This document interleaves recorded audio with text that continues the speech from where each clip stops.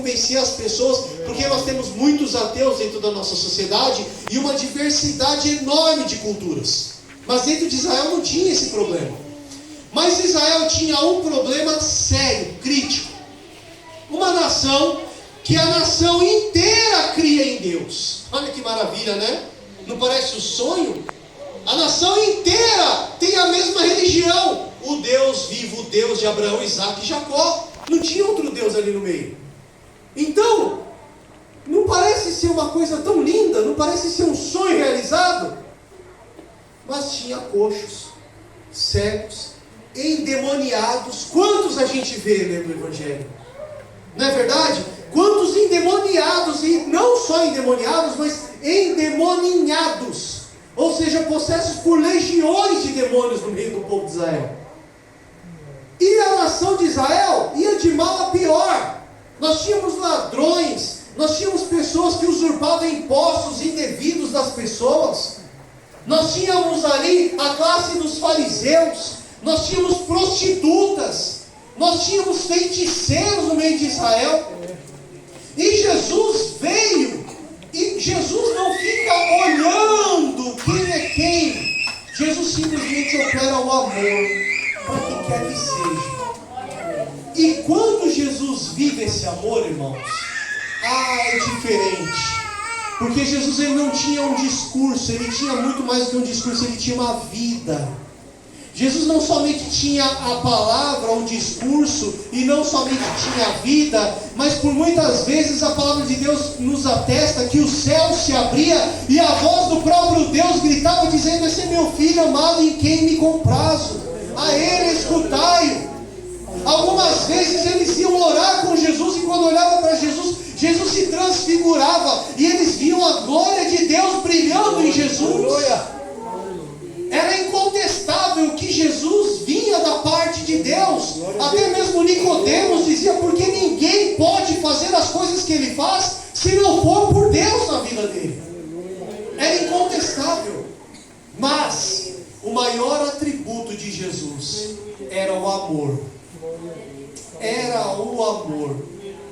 De forma que Jesus, quando precisava ir para algum lugar, mesmo tendo que andar mais 2 ou 3 quilômetros a mais na caminhada, para passar em Samaria, só para falar com uma mulher que estava com a vida toda desconcertada, Jesus entrava em Samaria, que era território que os judeus diziam que nem sequer podia se pisar. Se pisasse em Samaria, tinha que lavar os pés. Se comesse alguma coisa que algum samaritano tocou, tinha que lavar até o cotovelo. Se falar com um samaritano, tinha que fazer um ritual de purificação. Porque Israel havia se tornado uma nação religiosa, mas não entendia nada de Deus. Olha isso. Era uma nação que não era laica, todo mundo em comum acordo, todo mundo acreditava no Deus de Abraão, Isaac e Jacó, todo mundo ia no templo, todo mundo subia a Jerusalém, todo mundo festejava as 3 festas principais do povo judeu, todo mundo seguia os ritos e a lei mosaica, mas não entendia qual era a boa, perfeita e agradável vontade de Deus que foi lida nessa noite, pelo pastor Gildário aqui nessa noite. E Jesus ele veio para nos apresentar qual é a boa, perfeita e agradável vontade de Deus. Então Jesus ele está andando no meio do povo, para a gente não sair do texto, e ele está curando, ele está salvando. Aí Jesus chama um coletor de impostos, aí Jesus chama alguns pescadores para ser discípulos, aí Jesus está andando, chama um Judas Iscariotes, aí Jesus está andando, cura uma mulher samaritana, cura uma mulher serofenícia, cura a mulher do fluxo de sangue. Jesus dá uma ordem na casa de um centurião que era odiado pelo povo de Israel, mas Jesus fala: pode ir que o teu servo está curado. Jesus operava milagres, e aqueles religiosos da época, que tomavam conta da religião, que orientavam o povo, não suportavam a bondade de Jesus. Irmãos, às vezes Jesus ele é tão bom que não cabe na nossa mente. É verdade. Jesus ele é tão bom que nós não conseguimos conceber o tamanho da bondade de Jesus. Glória a Deus.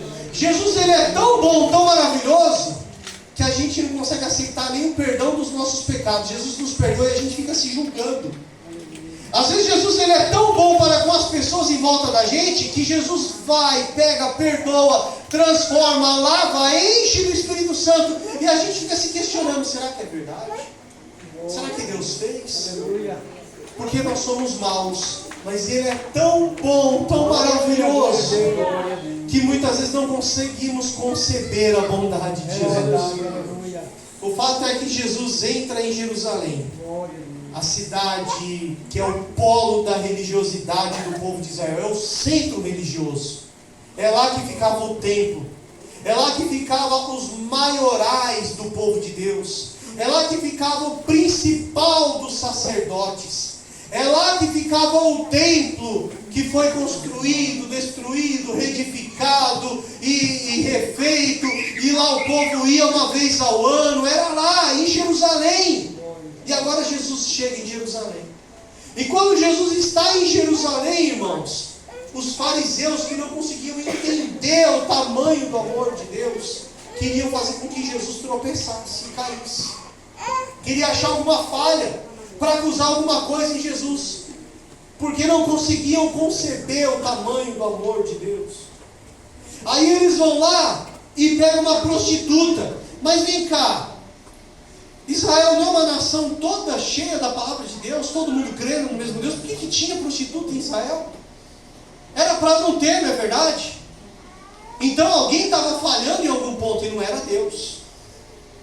Mas tinha uma prostituta e pegaram uma mulher num ato de adultério, cometeram um adultério. E aí eles pegam aquela mulher e falam, olha, segundo a lei de Moisés, nós devemos apedrejá-la. Já sei o que a gente vai fazer. Vamos envergonhar Jesus publicamente. E pegam aquela mulher e levam ela até Jesus. Mestre, capítulo 8, a mulher adúltera. Diz aqui, versículo 4, capítulo 8, versículo 4. Versículo 3, para os irmãos entenderem. E os escribas e fariseus trouxeram-lhe uma mulher apanhada em adultério, e pondo-a no meio, disseram-lhe, mestre, esta mulher foi apanhada no próprio ato, adulterando. E na lei nos mandou Moisés que as tais sejam apedrejadas. Tu, pois, o que dizes? Tu, pois, o que dizes? O que será que dizem de mim e de você? O que será que dizem? O que será que diria a sociedade se conhecesse as coisas que estão ocultas na minha e na sua vida? O que será que diria a sociedade e as pessoas desse mundo se a nossa vida fosse aberta como uma carta para que todos pudessem ler? Todo o nosso passado, tudo que você fez. O que será que a sociedade diria se os teus pensamentos, aquilo que passa na tua cabeça que só você sabe, fosse aberto para que todo mundo pudesse ler? Sabe? Aquela pessoa que fala, muitas vezes a minha esposa, vou pegar um exemplo de casa. Amor, tá boa essa roupa? Eu digo, tá boa. Mas no meu pensamento eu estou dizendo, não, estava melhor a outra. Mas como eu quero que ela se arruma rápido, eu digo essa. Já pensou se esse pensamento aparecesse? Ela diz, eu sabia. Já pensou se esse meu pensamento fosse escrito como um livro diante dela? Já pensou se tudo aquilo que está em oculto na minha e na sua vida, no meio do seu pensamento, na minha e na tua atitude, no meu e no teu preconceito, no meu e no teu caminhar, fosse aberto e colocado no meio, publicamente, para que todos pudessem ver? O que será que a sociedade diria? Todos nós já sabemos, seríamos talvez apedrejados, ou enforcados, ou fulminados, ou seja lá o que for, mas não abençoados pelo mundo. Agora eu quero te fazer uma segunda pergunta. E o que é que Jesus diria? E eu quero te dizer que Jesus tem esse atributo de saber quem sou eu e quem é você. E qual é o teu passado, qual é o teu presente, qual é o teu futuro, de onde Ele te tirou, o que é que tem dentro de você, o que é que te assola, o que é que te faz sofrer, quais são os seus desejos, quais são os teus preconceitos, quais são os seus defeitos. E eu quero te dizer que a sociedade não sabe, mas o Deus do céu, Jesus, o Filho de Deus, Ele sabe de todas as coisas. Ele conhece cada um de nós na nossa essência. Ele sabe a tua qualidade, Ele sabe o teu pecado, Ele sabe, Ele conhece você desde o ventre da tua mãe. Ele teceu os teus nervos, músculos, os teus ossos, o teu cérebro, a tua aparência. Ele te deu a luz, Ele te trouxe a vida, Ele te guarda, Ele te livrou, Ele te livra, Ele te protege. Ele conhece o teu pensamento, os teus anseios, tudo que diz respeito a você, Ele sabe. Quando Jesus entra em Samaria e começam a conversar sobre a água, Jesus fala, me dá água. E a mulher, como sendo tu judeu, me pede água. Ele fala, mulher, se você soubesse quem sou eu, você me pediria água. Só que Jesus não diz só isso, Ele fala, e eu te daria. Porque Ele tem prazer em dar essa água. Ele tem prazer em liberar esse perdão. Ele tem prazer em nos dar esse amor. E Ele fala, aquela mulher, eu quero isso. Ele fala, tá bom, vai lá, chama teu marido.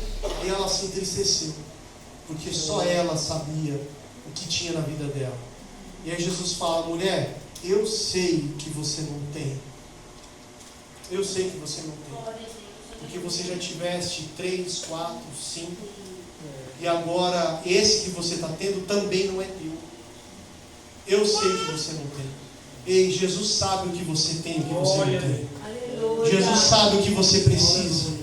Jesus sabe o que você necessita. Jesus sabe o que você anseia. O Senhor sabe o que você pede. Ele sabe de tudo sobre você, mais do que você mesmo. Jogaram aquela mulher aos pés de Jesus. Segundo a lei de Moisés, pega no ato de adultério, adulterando e adúltera, logo devemos apedrejá-la, porque segundo a lei, a gente não pode ter uma pessoa assim no meio de Israel, porque Israel é santa. Israel não pode ter essas coisas no meio. Quer dizer, uma mulher que cometia um pecado de adultério não podia ter no meio de Israel, mas tinha de tudo no meio de Israel, só que era encoberto. Mas Jesus sabia de tudo que tinha.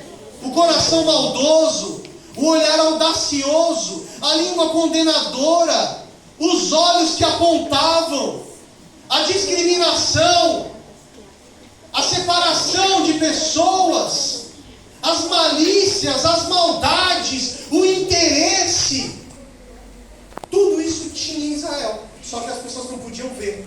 Então era para apedrejar só o que se via. E assim é na nossa sociedade hipócrita nos dias de hoje que nós vivemos. Aí o que acontece? Jesus, ele escrevendo na areia. Vocês querem saber o que eu faria? Moisés manda apedrejar, mas vocês querem saber o que eu faria? Aí Jesus conhecendo todos eles, a palavra diz, Jesus conhecendo todos eles, assim como Ele nos conhece hoje, todos nós.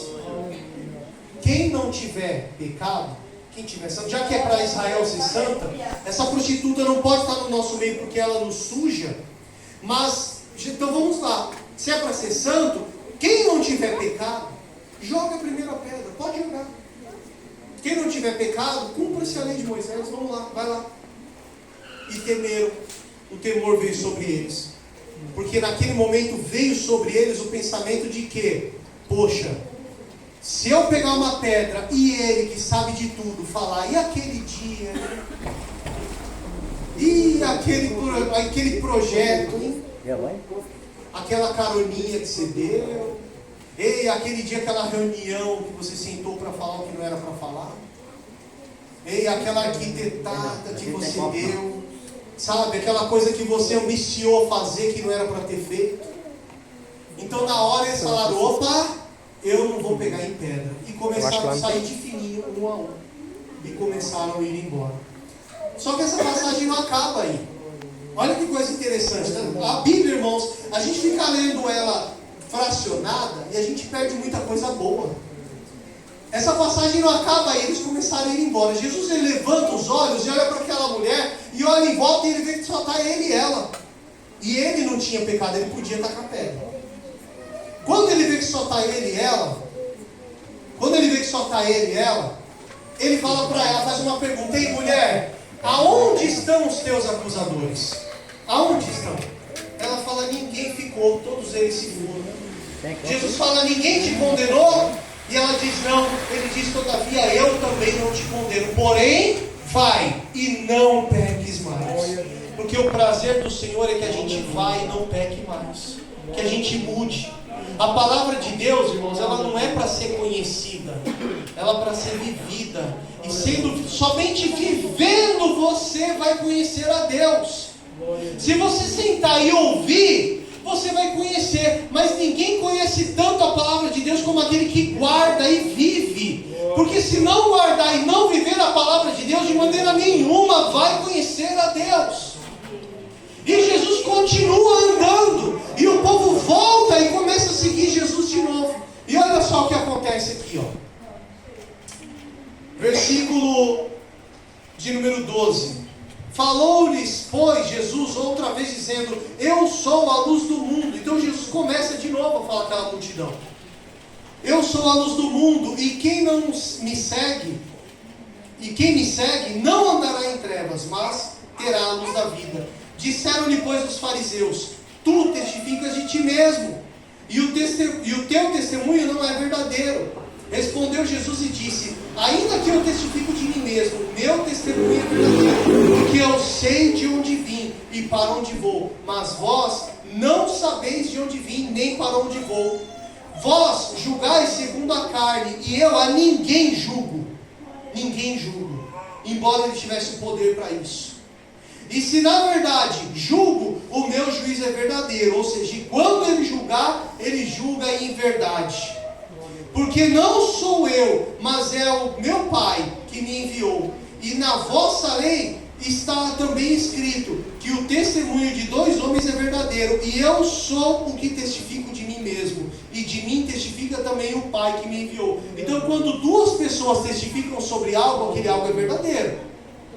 E Jesus fala, o que eu testifico é verdade, porque eu não dependo do homem para me aprovar, mas é Deus quem aprova comigo. Então Jesus dizia, o que eu testifico é Deus quem aprova. E nós não precisamos da aprovação humana, mas o mundo busca aprovação humana o tempo todo. E aí o que acontece? Os discípulos perguntaram, mas onde está então o teu Pai?